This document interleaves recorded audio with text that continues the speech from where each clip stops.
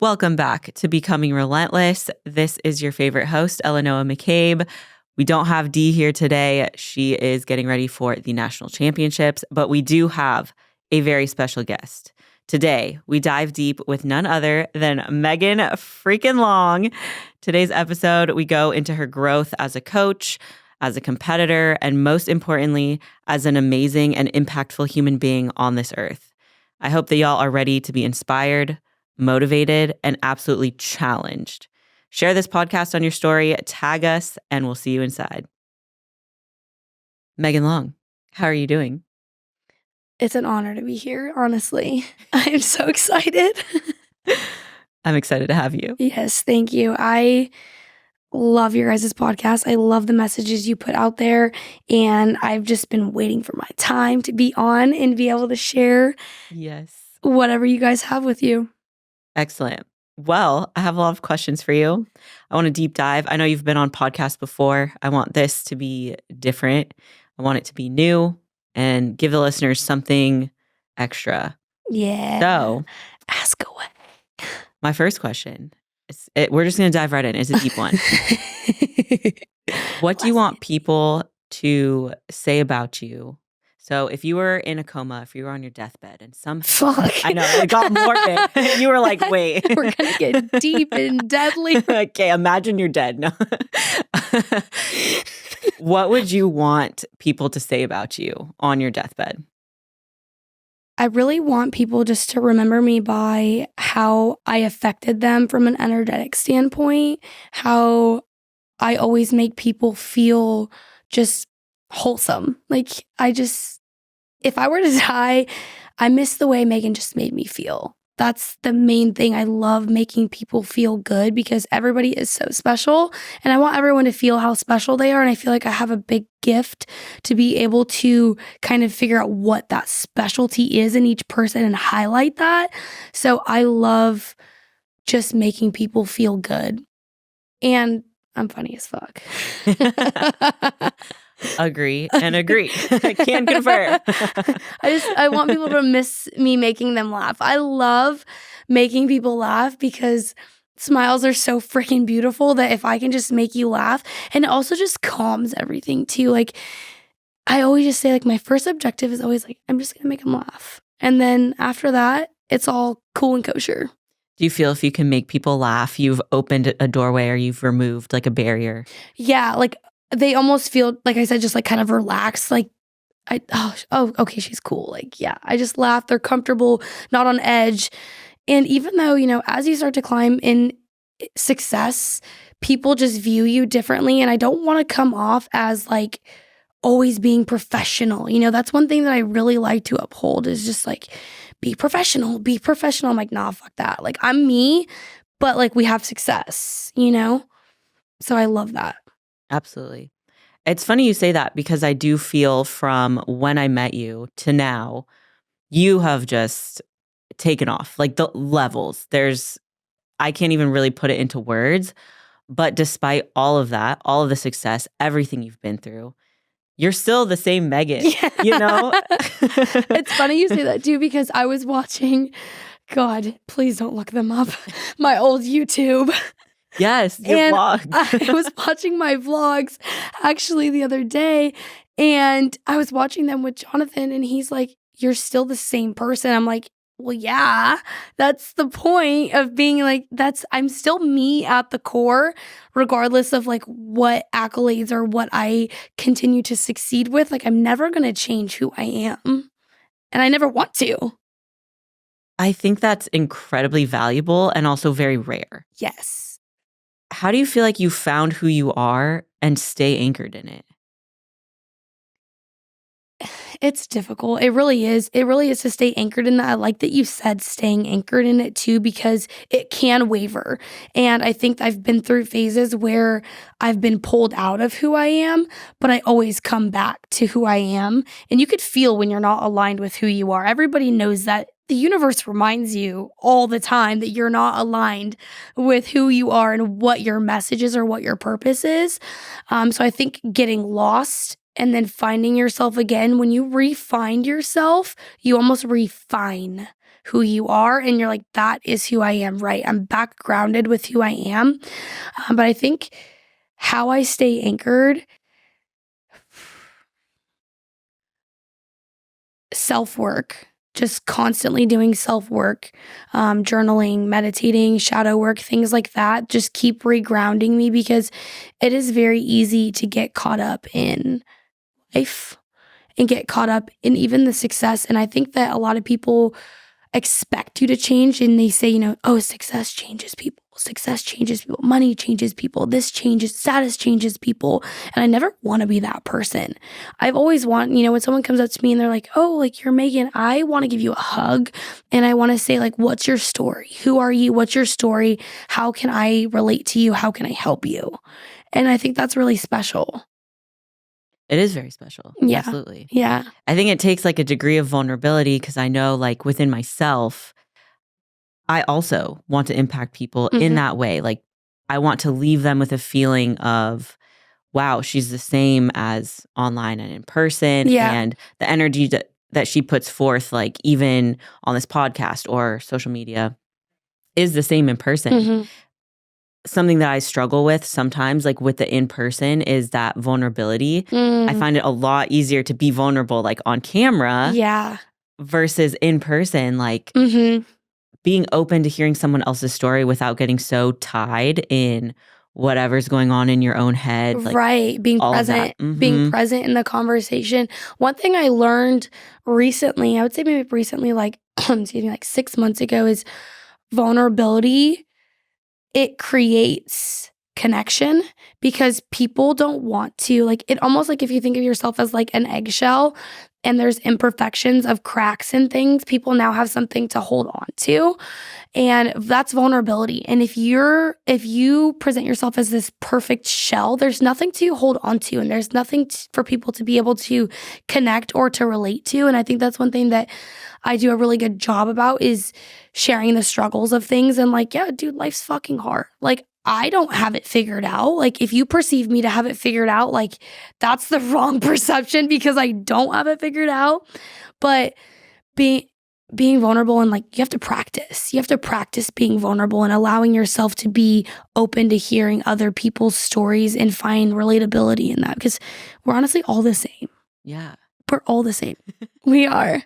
Do you find, like, so when you said that, I just thought a lot of the struggles I go through, I notice my athletes will then go through the exact same thing. Like, it's almost like we're mirroring each other, and I'm like, dang, y'all are struggling with it too, because same. Yeah, and I don't have any issues, like, saying that too. I'm like, hey, yo, I just went through this 2 weeks ago, and this is how we combated it. Yes. And that's the thing too, is like, no one's superior, just because I am leading you and I am giving you guidance and I have a lot of knowledge in this, I'm not better than anybody, like, I face the same struggles as my athletes do, way more than they even know, way, way, way, way more. Especially as a female, I feel like we're all just like, we struggle with the same shit. I know. I'm like, these hormones. What are some of the things that you feel like just keep coming up within your athletes? As far as struggles go, that you could share? That's a really good question, man. I love when you make me think. Something that I feel like constantly comes up, just relationships with themselves. Body image is a very, very big one. I feel like in our society right now, constantly, like, being nice to yourself. No one's meaner to you than you. Yeah. And I hate that, but it's true. Like, the things that you say to yourself, if someone said to you, you would be livid. I'm like, why am I saying these things to myself? If someone else said this about me, I would be so pissed. So why are you allowing yourself to say that? So being nice to yourself, those are the things I constantly come up. Just tying your self-worth to your physique, to your body. You're not your body. Those are very reoccurring things that I'm very good at being able to pull you back into, surfacing what really does matter. Hey, yeah, we are working on the physique, we are working on the health, but that's not what this journey is about. Like, I like to say it's more of an experience than it is just like, I'm coaching you. Yeah. This is an experience. It's cultivating things that you're going to carry on for the rest of your life, and I hope we have a long journey together. Yeah. It's not just A to B.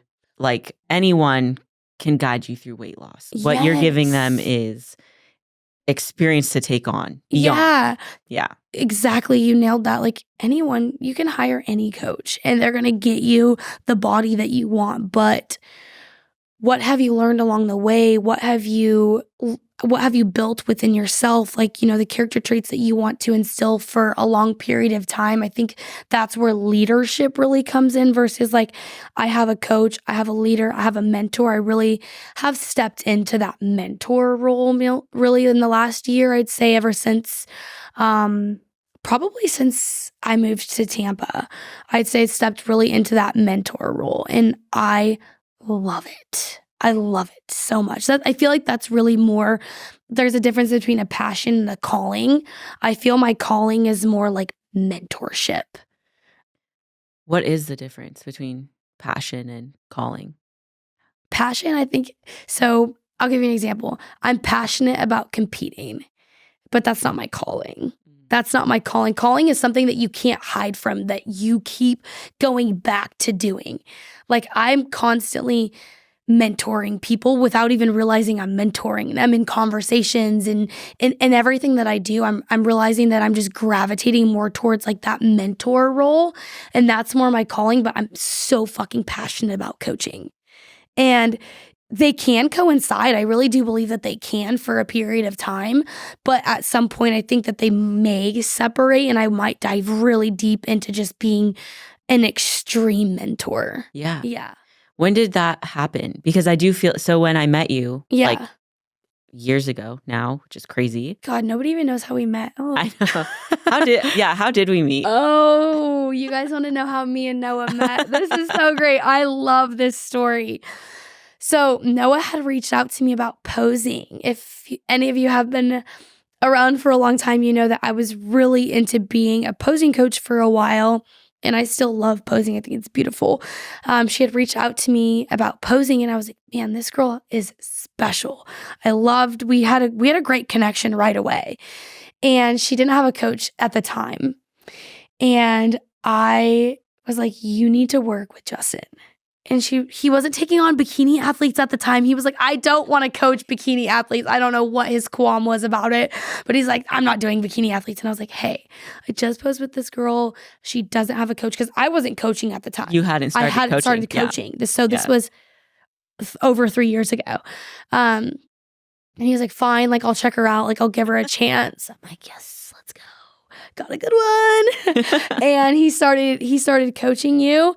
And I was working with you on posing, and fast forward, we continued to work together on posing. He continued to work with you, and I worked with you all the way into nationals, helping you turn pro at nationals. Yeah, literally. Like day of nationals, we're on FaceTime. Were like, my hips were all like messed up. I'm like, yo, you were like, you need to like put more weight on your right leg. Yes. Yeah, like literally coaching me through on show day. So, yes. That was so special. I remember being like, holy shit, I just helped someone turn pro. Yeah, literally. Like the imposter syndrome was through the roof. I was like, no way.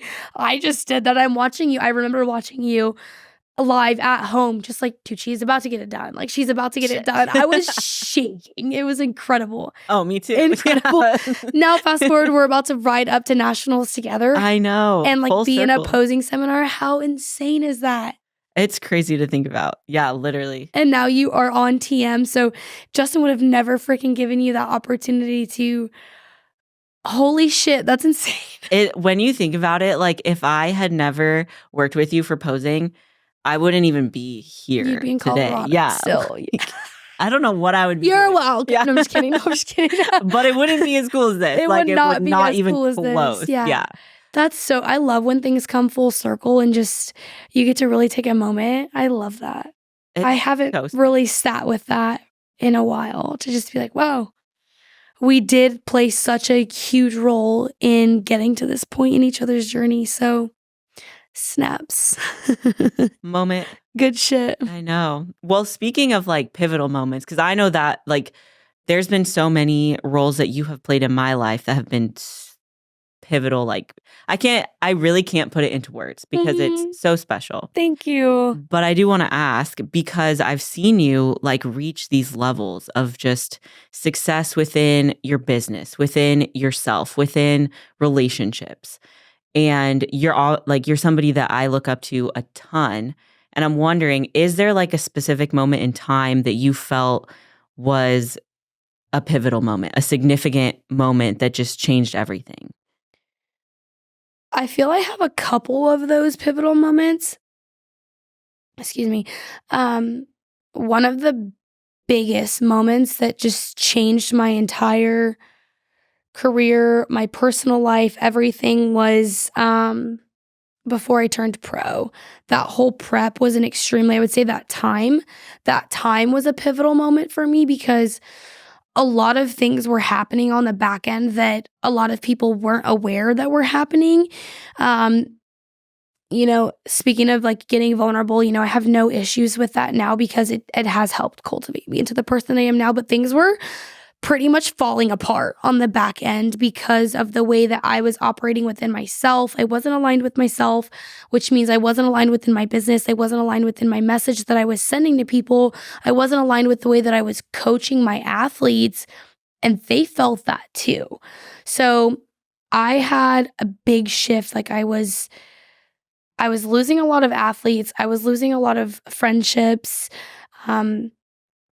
There was a lot of loss, and I was extremely alone. And I was like, what the fuck am I doing wrong? What am I doing wrong? I had too big of an ego to ask for help. I refused to ask for help because I thought that I knew everything. I thought I had the blueprint. I was like, I know what I'm doing. I don't need help. I don't need this. So one of the most pivotal moments after I turned pro and I finally got that over with, if you will, I was like, I need help. Like, I need help. I need personal help. I need business help. I need help in all areas of my life, and that's okay. The minute that I realized that I needed help and I asked for help, everything skyrocketed. Yeah. Everything was just like, I can't do this on my own. I can't uncover all of my traumas and do this shadow work and go to therapy and build a business and be a friend and be a girlfriend and be a coach and be all of these things that I want to be by myself without any help. I had no tools. I knew where I wanted to be. I could see where I wanted to be, but I was like sitting in a car with no gas and I had no idea how to get to the gas station. It's like that's the perfect analogy of like, I was refusing to ask, like, where's the next gas station? And I was just fucking driving. I was like, boop, boop, boop, boop, boop. Hopefully I'm going to find that shit. Holy yeah. shit, I'm on E. I'm still going to find it. Like, trust, I'm going to find it. It's going to pop up. It's fine. It's going to pop up. And it just never did. And so that's why I'm so big on, like, you learn so much more from the losses. And, like, I would say that time frame was, like, my rock bottom.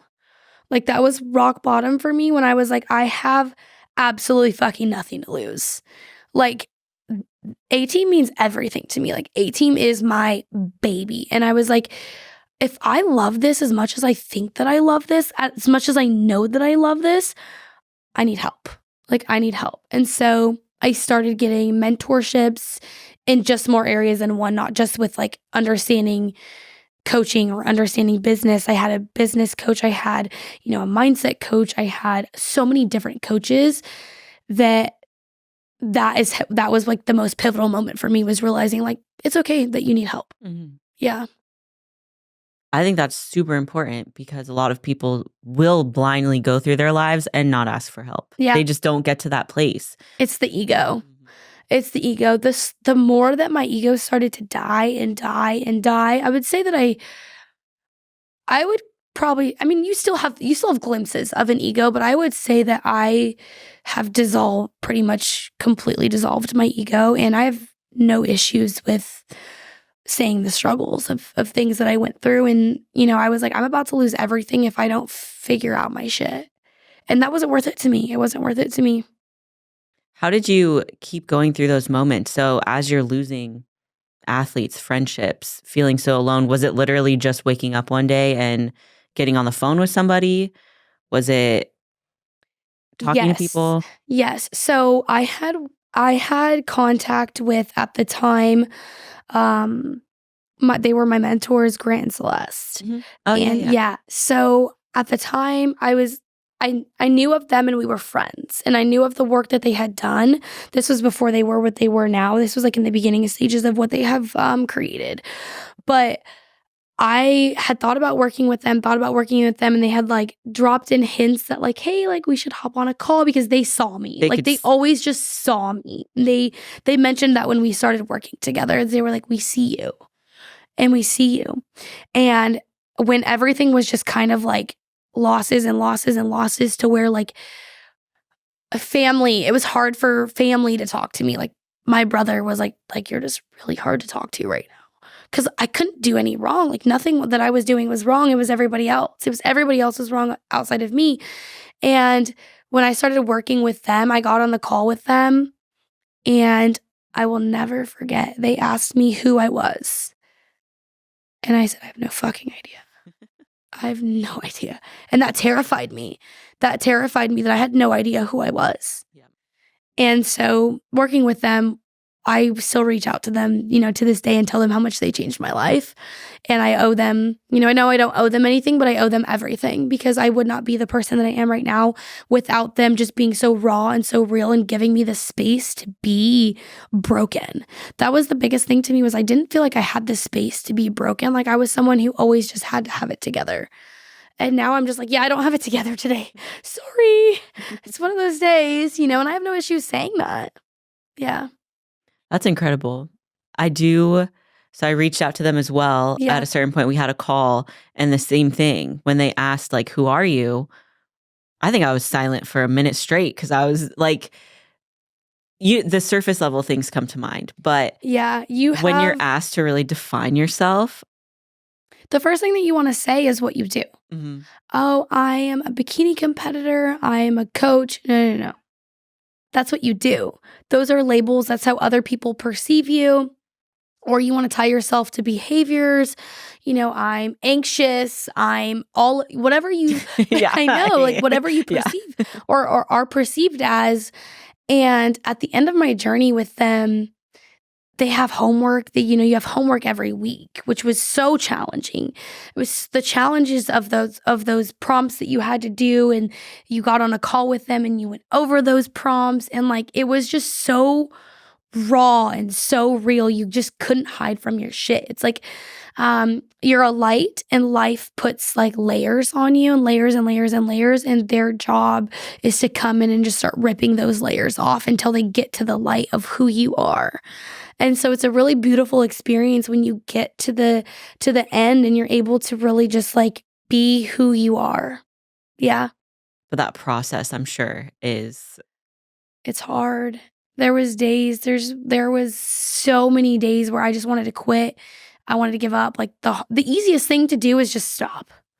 But then you're going to have to come back and do it again. So I'm like, I don't want to do this later. I'm going to do this now. You don't want to have to start the process all over again. No, dude. You're going through it. You might as well finish it. Yeah, because then there's going to be more layers. Yep. Now there's going to be shame and guilt of not being able to get through it in the first place.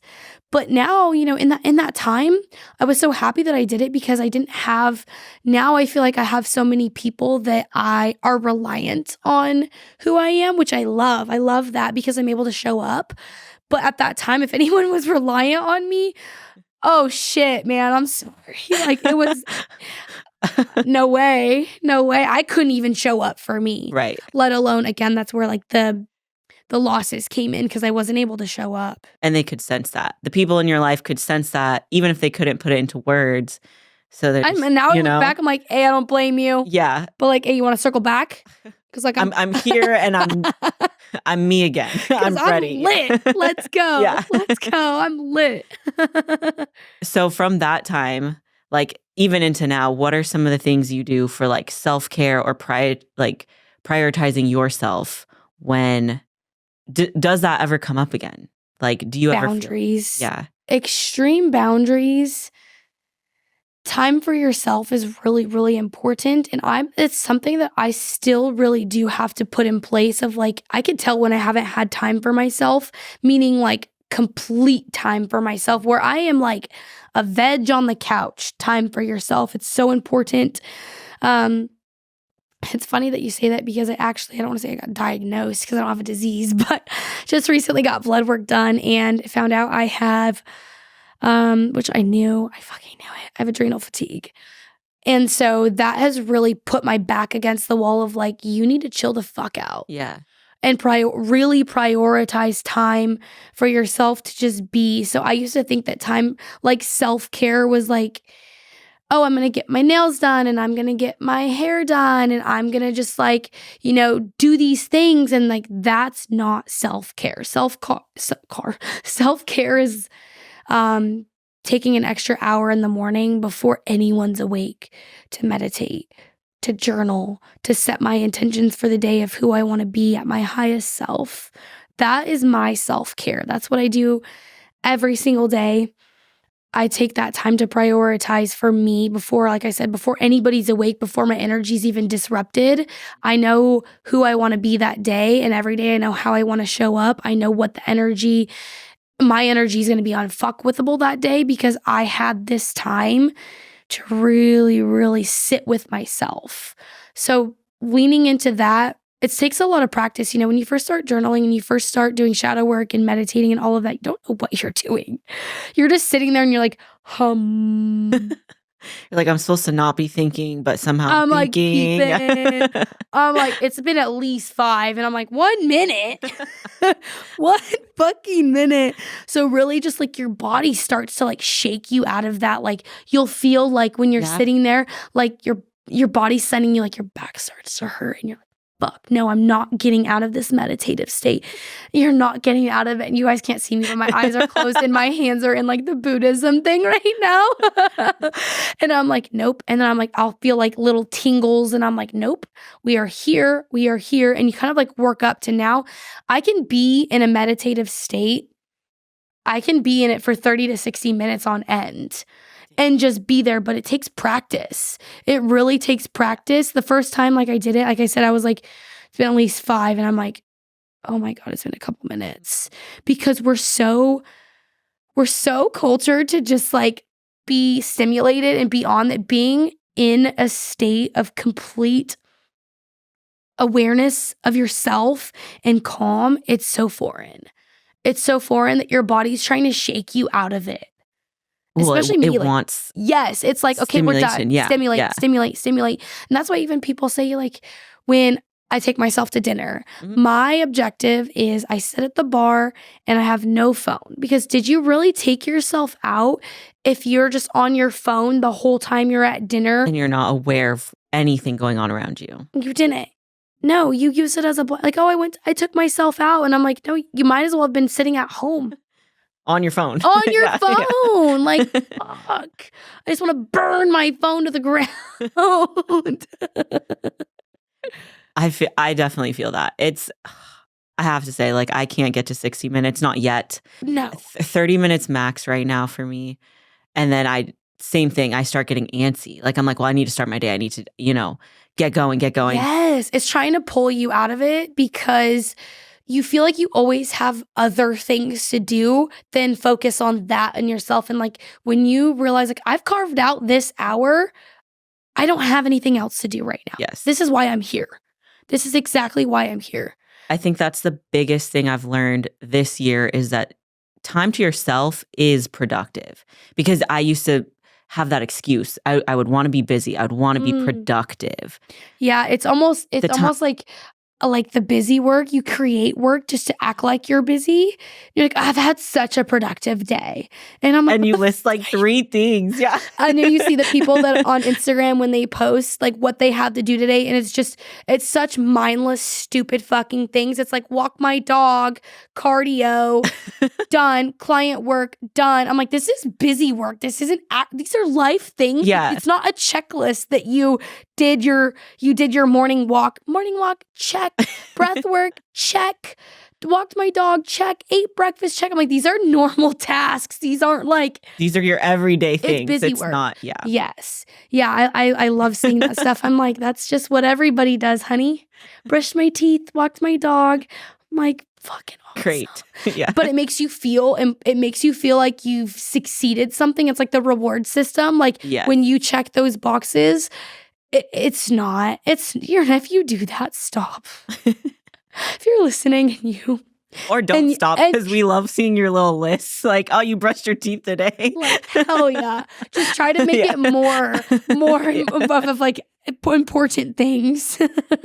No, I love that. That's hilarious. Yeah. I did want to circle back because in case people don't know, like, what is adrenal fatigue? So adrenal fatigue is when your cortisol has been high. So you have adrenal glands. They're little glands that sit on top of your kidneys, and they are in control of hormones, cortisol, adrenaline. They control those patterns. Aldosterone, which is your stress hormone. So when your cortisol is elevated for a prolonged period of time, so your cortisol is what wakes you up in the morning, you get a cortisol dump in the morning, stress. So when your stress is high for a prolonged period of time, meaning not just like day-to-day stress, like, oh, I gotta like walk my dog. Like you're fucking stressed, like emotional stress, financial stress, like that's all stress is stress at the end of the day. So you think about it like this: cortisol spikes, and it spiked for a prolonged period of time. So now your body is no longer going to make that hormone cortisol because you have an abundance of it. So what's it going to do? It's going to tank.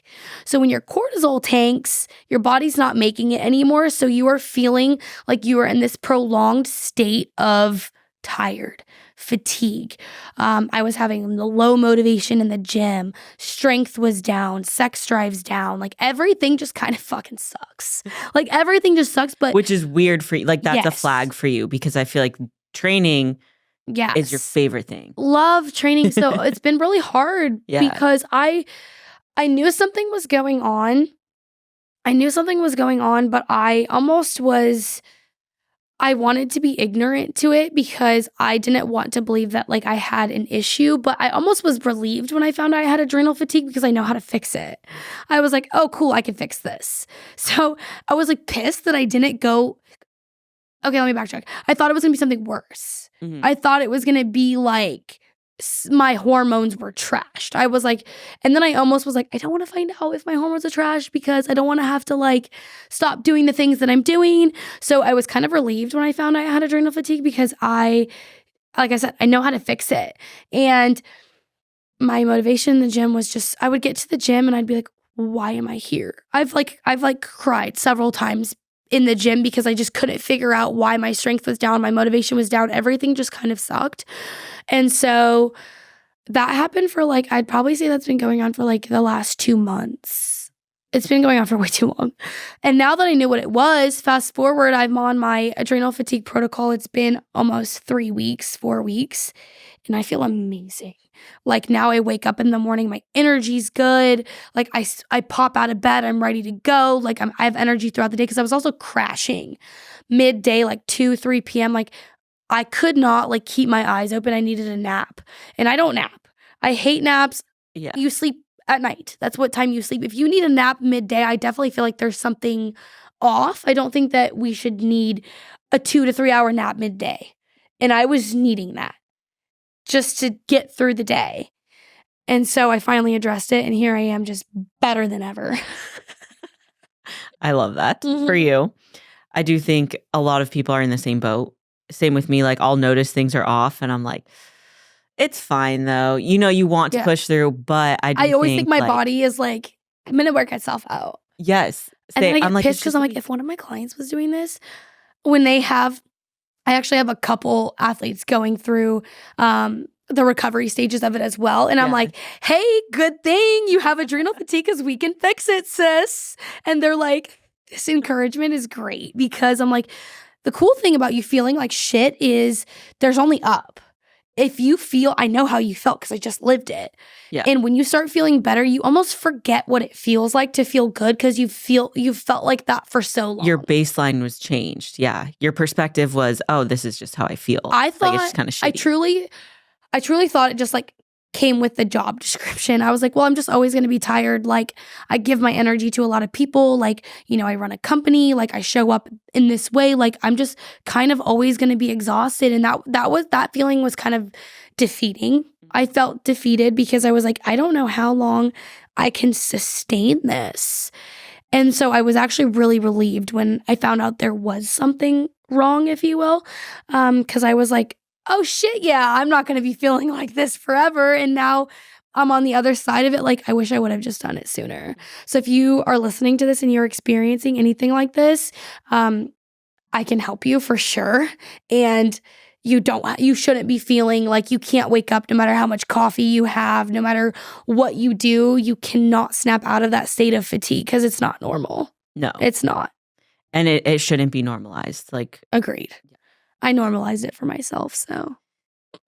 But speaking of that, because I do think it is part of coaching, like as we go through it, as we're growing, like as you were growing your business and you came through with some like growth pains within your business, did you feel like you were reaching any sort of point of burnout? Like, how would you combat that? So like people who listen to this podcast as well, like not only are they competitors, but I know there's a lot of us who like are also in the coaching business. Yeah. So what are some of the things that you did when you were scaling your business, when you were growing it, that almost helped you navigate, like, is this burnout or is this just part of growing pains? I knew that it was burnout because I wasn't taking any days off. I was in that, like how you said, that prioritizing those days for yourself. I call them like creative days, like for myself. You can't have creative flow if you're never shutting off and if you're never just chilling. There's data and there's research how having a full lazy day can actually like it does decrease your cortisol, your blood pressure. Like there's so many benefits to that. And it helps with the creative flow. So the first thing when I realized that I was experiencing burnout and how I know that it was because I absolutely love what I do.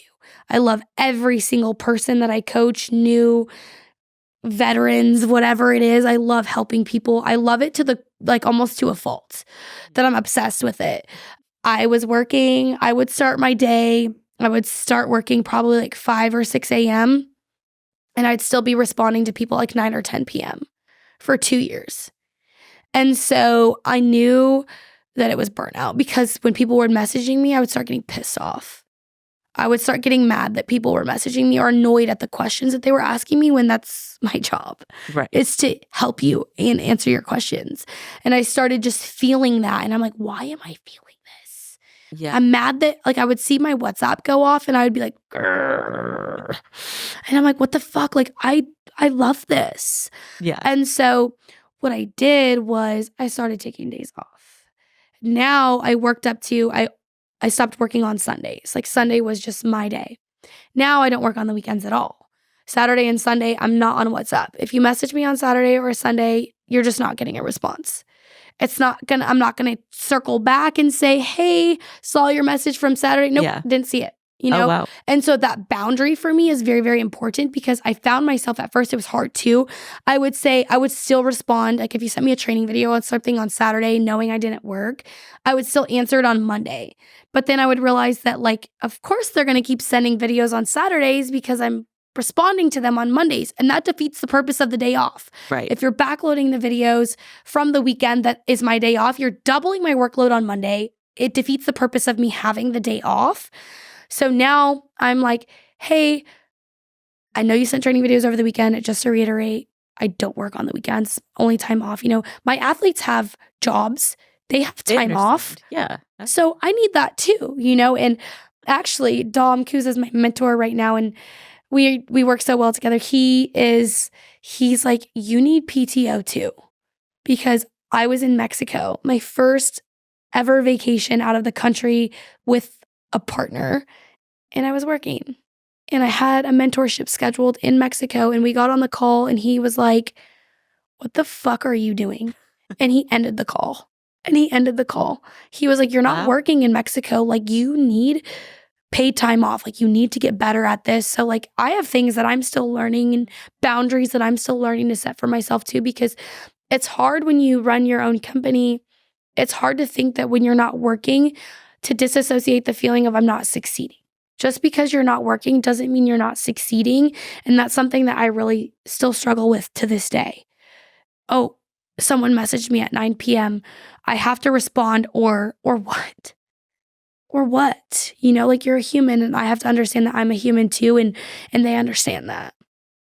And as you put those boundaries in place, they respond accordingly. That's the lesson I've learned. My athletes are so fucking amazing. They're like, oh my God, I'm so sorry. You deserve this day off. I'm like, you're right. I do. Yes. Thank you. God bless. Because I was stressed that you thought that I was a robot. I'm not a robot. I'm a human. I'm crashing right now. I'm like in Mexico with a margarita in hand. Like, good work. Looks great. It looks great. So, and you know, I worked on in Mexico, you know, up until like 10 a.m. every day. So it's like, hey, if you send something till 10 a.m., I'll respond to it. And I almost just wish I wouldn't have, because it was like, what did those 2 to 3 hours really do but keep me connected?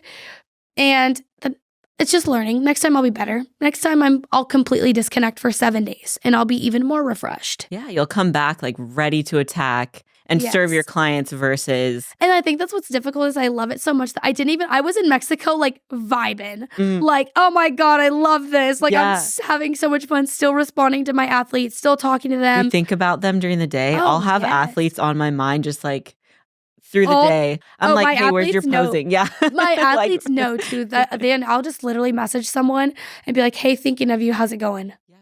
Yeah.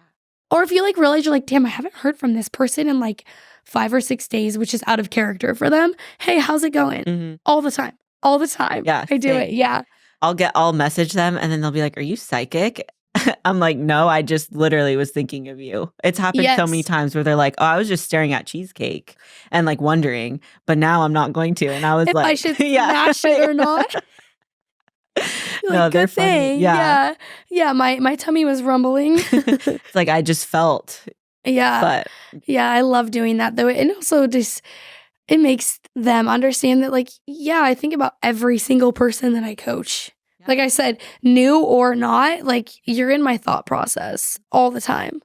Yeah. Each person is just so special and unique. And it feels good to be able to reach out and not just, I never want it to be one way. I don't want them to just send me their check-in every week and not feel like a human. Yeah. Like, you're connecting with a human. It's not. Or if I haven't heard from you and it's your update day, before I even respond to your update, I'll be like, how are you?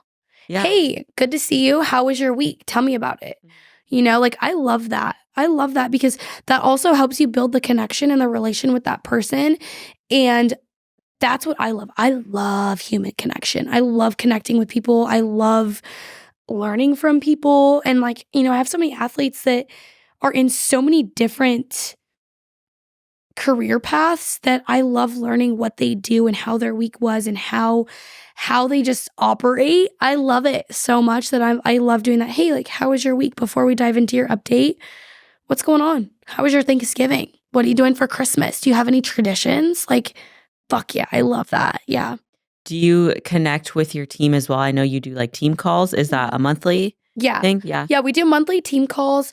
So our team calls aren't more about like, hey, what's up? We try to make our team calls more geared towards mindset and more of like the personal development side of things too, because I'm so big on personal development.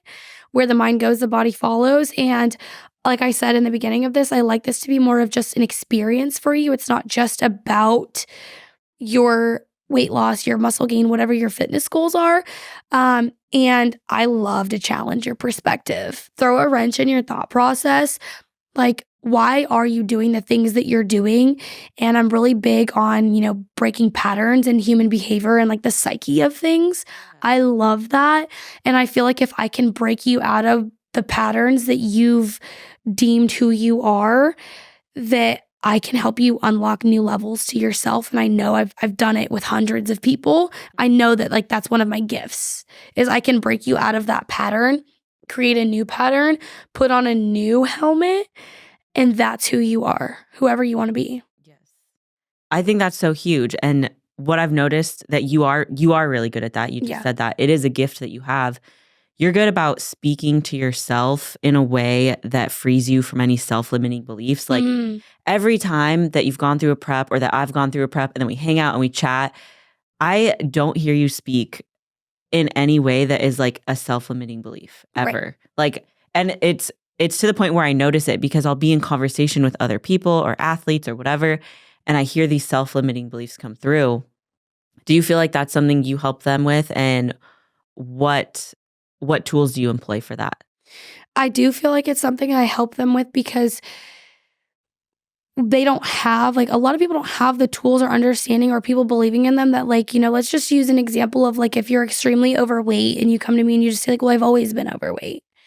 Things like that is an extreme self-limiting belief. And, like, one of my biggest things, my motto, I say it's always just, why not you? Mm-hmm. Because I thought that at one point too, that's something I instilled with myself was, why not me?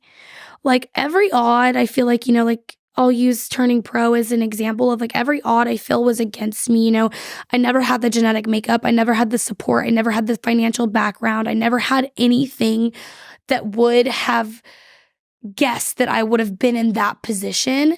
But I always just told myself, why not me? And using that as an example of why not you too. So I really, really like to just put them almost in a corner of themselves, of, like, showing them, like, the things that you're saying aren't who you are. You're almost so afraid of not being that anymore because that's your only identity, that you don't want to be identityless, if you will, for lack of better words. You don't want to have no identity. So it's like, yeah, you're going to tie yourself to being fat because that's all you know who you are. So if you remove yourself, and one thing I like to do is say, okay, so if you're not fat anymore, who are you? Well, I don't know. Exactly. Let's find out. So yes, let's evolve cultivate into that. Yes. What is your higher self wanting and doing and acting? And, how are they moving in the room, or how are people talking to you? And envision that, and you can literally become that every single day. There's no reason that can't be you. But almost like people don't want it to be them, or they don't want to know how easy that is, because then there's an excuse of why they haven't done it. Oh, interesting. Yes. Like, getting in shape is so fucking easy. It's so easy to get in shape, but people don't want to make it that easy, because then it's like, well, why haven't you done it yet? Because I have this, because I have this, because I have this, because I have this. And I'm like, okay, and it's so easy to get in shape. And everybody knows how. That's something that I've been, like, not struggling with or grappling with, but I'm trying to figure out how to get that message across. Because to me, of course, like, I'm a self-compassionate person, or empathetic, and in some ways it's a strength, and in some ways it's a weakness, because I've found that people do have these limiting beliefs. They do have these excuses, and I just want to say it's not as hard as you're making it. But I guess sometimes I struggle with, how far can I push this person without them breaking or giving up? They need to break. You know what I mean? They need to break them. Yes. It's out of love too. And I always tell my athletes that too. It's out of so much care. You're not here and you're not wanting this experience because you don't want more from yourself. You're not trying to demand more from yourself and coming to me saying, this is how I've always been. You want more. And that's why you're here. And I'm going to help you get more and be more and achieve more. But you have to let them break sometimes. And having hard conversations and having, expectations or standards. And, there's times where I have really hard conversations with my athletes, and I could feel the pushback, and I could feel they're almost angry, but anger is not a feeling. It's a mixed emotion. They feel triggered. I'll say triggered. They feel extremely triggered because they know that they can do better, and they know that they're here to do better and to demand better. And I'm demanding better from you.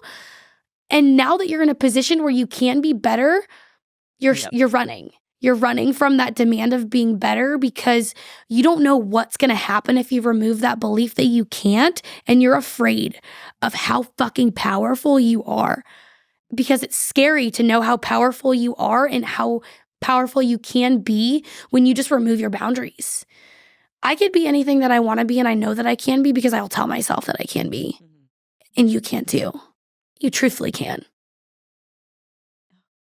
I know. I love it. Honestly, that almost brought me to tears. Like that. I love that so much. I hope Emily clips that and we could just put that everywhere, because it's just such a powerful message. Everybody needs to hear that. Yeah. You can literally do anything that you set your mind to. Anything There's you want. never been a conversation where I felt something broke me out of love that I didn't grow from. And then, you circle back and you're like, hey, wow, like I needed that. And if they're not ready to hear that, then that's okay. That's okay. We'll circle back, because at some point you're going to realize that you needed that conversation. Hard conversations are hard for a reason. And there's always growth on the other side of those conversations. And if you're not ready for the growth, that's okay.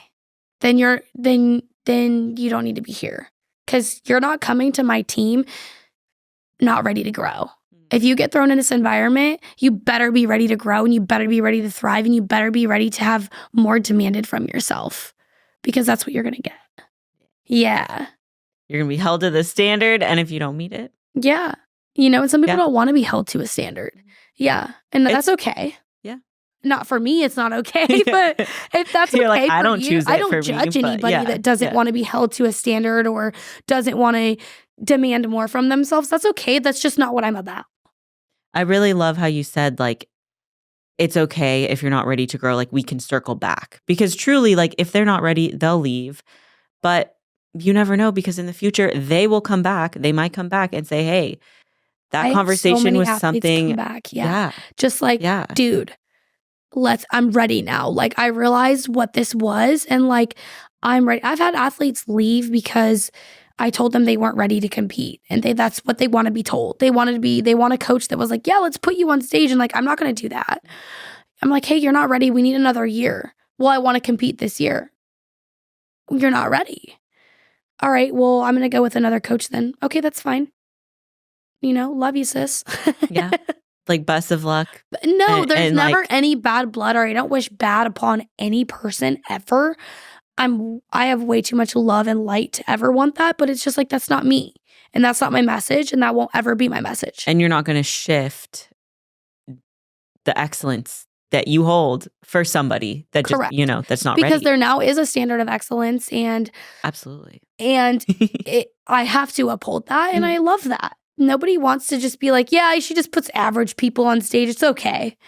Like, you want to hit, and you want to fucking hit every single time. Yeah. And you have. You've done that.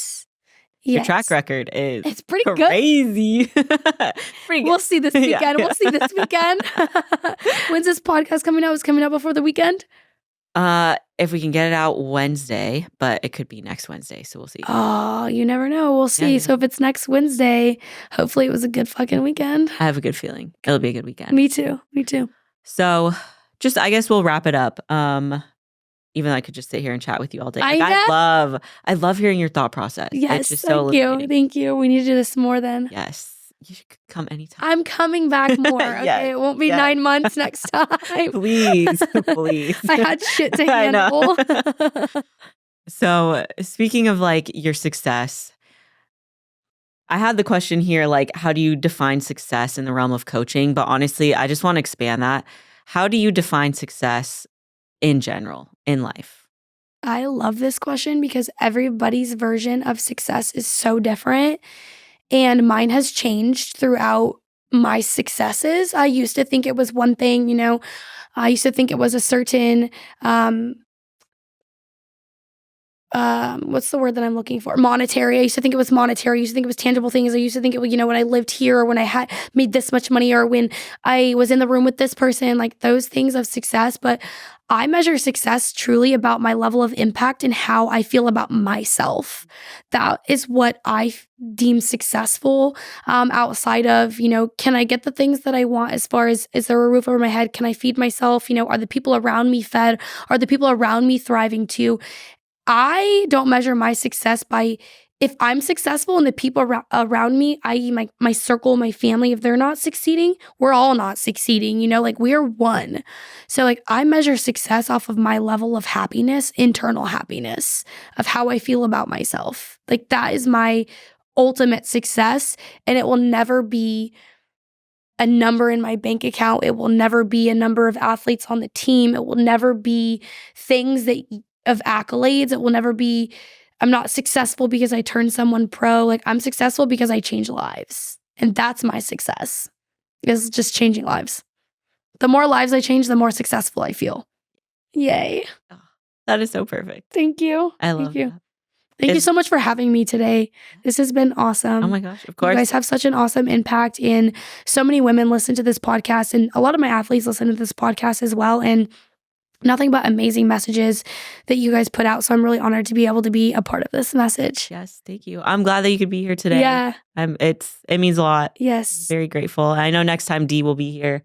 I know. We miss you, Dee, but we know that you're getting ready to dominate that stage and get that job done, sis. She's going to finish the job. She is. Is there anything that we didn't talk about that you'd like to share?